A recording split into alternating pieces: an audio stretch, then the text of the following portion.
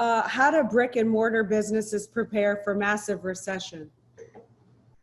How do they prepare for that? Yeah, so you should not depend on, I say this all the time, never depend on one flow for anything.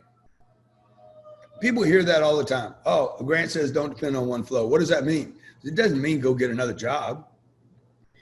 It means first, with the one flow that you have, you need to figure out how to splinter that flow.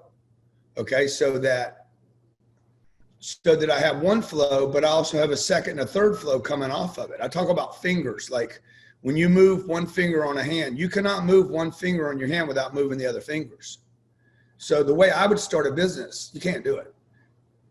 It's going to move some. It's going to move some. You cannot move this one. Everything else moves a little bit, right? So I can move this finger. This hand doesn't do anything.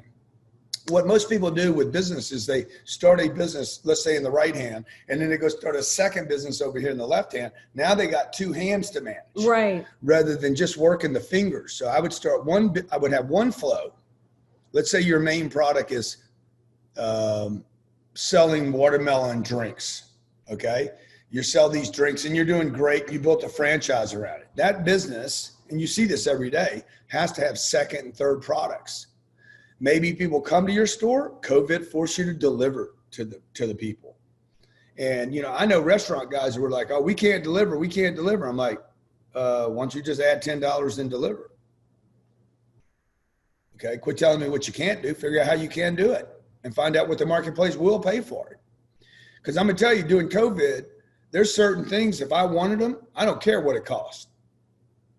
People went out and bought toilet paper, didn't even need any. You're like, I got to get some. So, but you can't depend on pandemics for a business. I've seen so many people flip into the mass business now. They're like, oh, I'm going to do the mass thing. Okay, well, how long is that going to last? And by the way, you're adapting. You're adapting, not acting. And adapting is not what you want to do. You want to control your environment.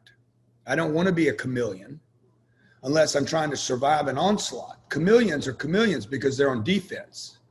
Chameleons it's a defensive response to blend in. It's not a proactive attack response. You're going to win because you're on attack, not because you're on defense. So you don't want to live your whole life on defense, right? Sooner or later, you got to eat. The chameleon has to eat. And at that moment, he's going to lose his superpower of defense, and he's going to have to go kill something. This is why I have so few women followers, because when I mention the word kill, they're like, did he just say that? Yeah, that's women, we love to kill. What are you talking about? No, y'all don't though. Y'all don't. Y'all have not been, you do here in this environment. You guys will be all right with it here, but no offense to you, but you guys have been brainwashed as women from being a little girl that it's not all right to be a killer.